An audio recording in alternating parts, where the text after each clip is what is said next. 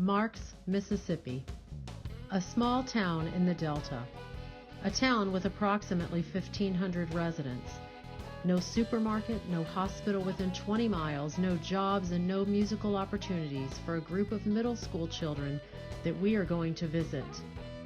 Dr. Martin Luther King Jr. visited Marks, Mississippi in the 1960s, and he personally witnessed the hungry children, their bellies bloated and empty, and their teacher sharing an apple among several students.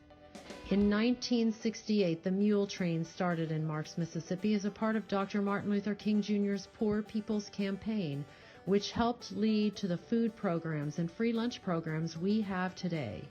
However, the education provided to the children in Marks, Mississippi is missing quite a bit of fundamental arts. We are going to Marks this June 14th through 18th to give to the children of Quitman County Middle School an Arts Earth Festival and give them an opportunity of music enrichment and to spread to the rest of their community the message of caring for your environment, as all the arts are inspired by the very nature around us. I'm interviewing the Superintendent, Dr. Evelyn Jossell, and resident Arnetta Clark about the children of Quitman County Middle School. Thanks for joining us. Hi, my name is Jodi Karem. I am the president and founder of Opera for Earth Corporation. I am here with Dr. Evelyn Jossell and Arnetta Clark. And Dr. Jossell is the superintendent of Quitman County School District. She has years and years of experience on programming and grant writing, in program analysis, and oh, so much more. And thank you so much, Dr. Jossell, for being here. And I also have Arnetta Clark. Arnetta is a musician. She's a teacher, a singer. She actually sings with Opera for Earth Corporation. And she also helps to manage a publicity printing company in Mississippi. Thank you, Arnetta, for being here as well. Thank you. Opera for Earth Corporation uses music performance to educate audiences on the environment, and we are going to be doing a program in Marks, Mississippi with the Quitman County Middle School this coming June. So just to give you a little background about Marks, Mississippi, it's known for its starting point by Dr. Martin Luther King Jr.'s Poor People's Campaign with the mule train that actually where hundreds journeyed from Marks, Mississippi in covered wagons to Washington, D.C. Dr. King had actually visited Marks, Mississippi in the 60s when he was going to a function of a friend, and he actually witnessed children starving, having not enough food to eat, teacher splitting an apple with several children who didn't have lunch with them, and it literally brought him to tears, which then I guess he communicated that to Senator Robert Kennedy, and Robert Kennedy visited Marks as well, and it brought the same response to him. And that is when the initiative for hunger began, and then more food programs became available to populations. Dr. Jossell, I wanted to ask you, why is it that Marks still today cannot get away from a low-income situation, and how does that affect the education of the children there? Okay, Jodi, there are several reasons. One, I think, is generational poverty. If you look at the history of the county, education was not necessarily a priority back in the 60s, early 60s, maybe. This is an agrarian area where the focus was on cotton, producing cotton and picking it, and basically the African-American families, this is their mode of living. And the first part of every school year, students were taken out of school to get crops in. So there has been this lingering lack of importance on the focus of education, and it's sort of generational. The second thing is that access to jobs and job training. There's absolutely none. We have no factories. We have just developed a career exploration center where we're trying to provide some limited job training for residents. But most of our Quitman County residents have to they have to drive out of the county about 45, sometimes an hour for a decent job. Wow. So therefore, we are left with a low tax base, and that's how we fund teachers, and that's how we get resources. We have a very, very low tax base, and a lot of our working class families are migrating out of Quitman County. So we're left with just a lot of elderly and a lot of unemployed. Okay. So Quitman County Middle School, where we will be working with the kids, they currently do not have a music program in place. What has been the biggest challenge in getting something like that resource for the kids? Well, one of the greatest challenges is really having the funding to have a well-structured and well-defined arts program. We have band, and we have a teacher who teaches piano, but as far as having a program where a student can have avenues for creative expressions, we just don't have that. We don't have a certified personnel, and we do not have the funding, even if we had the certified personnel. Okay, okay. Do you offer any environmental education programs? No, we do not. You do not. Okay. Well, for both of you, actually, Arnetta and Dr. Jossell, I know that neither of you are from Marks. I wanted to know, when did you come to the area, and what has been the most difficult challenge for you in adjusting since you arrived? Okay. Well, for me, I was considered an outsider. This is a really close-knit community. My husband is from Quitman County, but I'm not. And I was reminded of that several times. You're not from this county. You couldn't possibly have the best interest of students or adults. And it took me probably about 10 years to develop some kind of credibility that, my heart was sincere, that poverty is the same whether it's in Quitman County or whether it's in Coahoma County. But it's the students and the residents that we were working with, trying to improve their lives. So that was one of the most difficult things, was really trying to establish some type of credibility, not being born and bred in Quitman County. Mm-hmm. And what about for you, Arnetta? For me, I came to Quitman County in 2010. And I started working in 2013 with Youth Opportunities Unlimited, which at the time Dr. Jossell was the CEO of that youth facility. And she hired me as an AmeriCorps Vista, which is a federal funded organization for volunteers in service to America, where the whole purpose for us was to fight poverty. And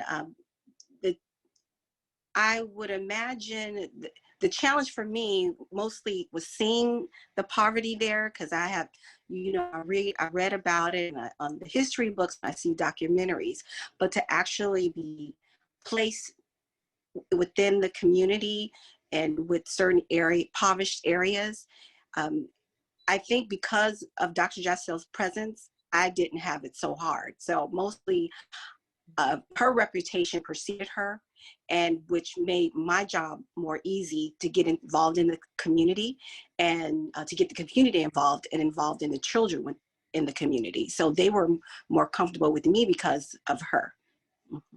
That's nice. I know that I have heard about you, Dr. Jossell, from Arnetta for many years. She actually had asked me to come down there and try to do some music programming, because she knows that I've worked with theater arts and music with kids for many, many years. And she's had nothing but great things to say about you. So the very fact that we're going to have the opportunity now to do that is a good thing. I can't wait. Absolutely. So, I wanted to ask too, how do you think a festival like our Music Earth Festival that we're doing there, how do you think that will benefit the kids or enrich the lives of the children in Quitman County Middle School? I think that it would provide exposure for them, and it would be an avenue for creative expression. As I said earlier, that we just don't offer that to them. We're basically reading, writing, arithmetic, and the bare minimum. And probably most of them haven't even heard of opera.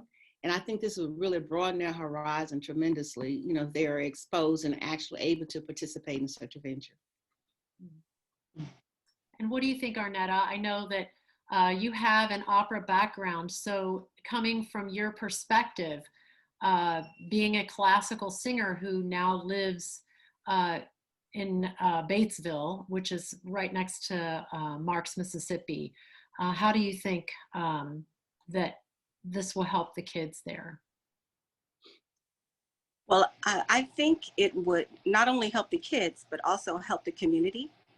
And because music brings everybody together, it leads to a better brain development in education, educating the children.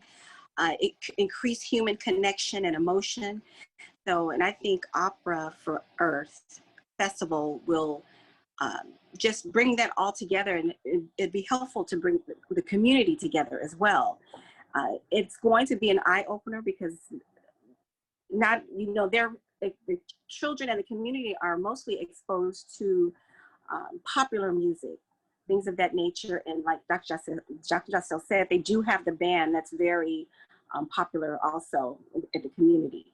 But to be exposed to a different genre, I had the opportunity when I first came to Quitman County to visit a few churches and sing a few spirituals, and that was an eye-opener for a lot of people, because most of the time they don't think to go to an opera or musical or anything like that. So to have Opera for Earth to be a tool, a resource, and to come to the community and come there, that's going to be an eye-opener and a wonderful experience and exposure to the students there. Now, ladies, you both spoke about resources. Are there any resources in Marks that the children could realistically access for music besides, you know, band? You said that there was band and piano lessons. Are there any outside resources, any music stores they could get, you know, some type of exposure? Not within close proximity of the county. They would have to travel. I think the closest music store is in Clarksdale, and that's about 25 miles west of us. And then there's, of course, Memphis would offer a larger variety. But to answer your question, there aren't a lot of resources available to our students. Okay. So for my last question, I wanted to ask you both. What are your visions? What do you see happening for these children as a result of this festival? Well, I can see their horizons being broadened. As Arnetta has said, being exposed to a different genre of music, and some may even decide that they want to pursue this as a career path. We have a lot of raw talent in Quitman County, and it may be a discovery for some of them that, hey, I may want to do this. I was trying to put together a performing arts choir for a conference that's coming up. And I contracted, and that's how we bring musicians in. I contracted the community college director to come in and work with a group of about 15 students. And in about 30 minutes, he had them singing in parts. He had them articulating correctly. And some of them, they could sing, but they, you know, they sang in church choirs. And I don't know whether you know about the South, but when we sing, we really, I never can tell you, you know, we know our parts. We know that we're soprano, alto. But as far as articulating, having a proper embouchure, and breathing. We're not exposed to a lot of that, and I think this will be good for our students because they have not had that exposure. Mm-hmm. And what do you see, Arnetta, what's your vision for these kids? What do you hope that these kids get out of this program? Well, I'm going to ditto what Dr. Jossell said for sure. There's nothing but positivity can come out the program because we're introducing something to the community that has never happened before. So we too are making history having this Opera for Earth festival. And I guess just to end things, I wanted to see, is there anything that either one of you would like to say that you want the community to know about Marks, about Quitman County Middle School, about your goals for these kids? My goal is that they discover the excellence within themselves. Whenever I get an opportunity to speak with them, I tell them that they have an innate greatness within them that God gave them, and that is incumbent upon us as adults to nurture that greatness and to help them to realize that greatness. They are so smart. And one thing about living in a small rural town is that I don't know whether you watch Andy Griffith, but you have that sort of Mayberry feel. Everybody knows everybody else. And to be able to offer students a vision of something outside of what they see every day is really exciting to me. And it's exciting to me as an adult. As Arnetta said earlier, not only is this an opportunity for the students, but it's also an opportunity for the adults in the community, because my first time going to an opera was actually about a year ago, about 2 years ago. Our church went, you remember, Arnetta? And hearing Arnetta sing and how beautifully she sang. So even as a 62-year-old adult, I have not had that exposure. And I've traveled to basically almost every state in the United States, but I had not gone to a live opera. Wow, well, you're gonna hear a lot of it in June. Sounds good. Sounds good. Oh, well, thank you, ladies, so much for joining me. Again, Arnetta Clark and Dr. Evelyn Jossell, thank you so much. I know that your communities appreciate what you do for them. I know that the kids appreciate it as well. And we're really, really looking forward to joining you in Marks, Mississippi with the kids at Quitman County Middle School. Absolutely. Thank you for having us. Thank you. Thank you.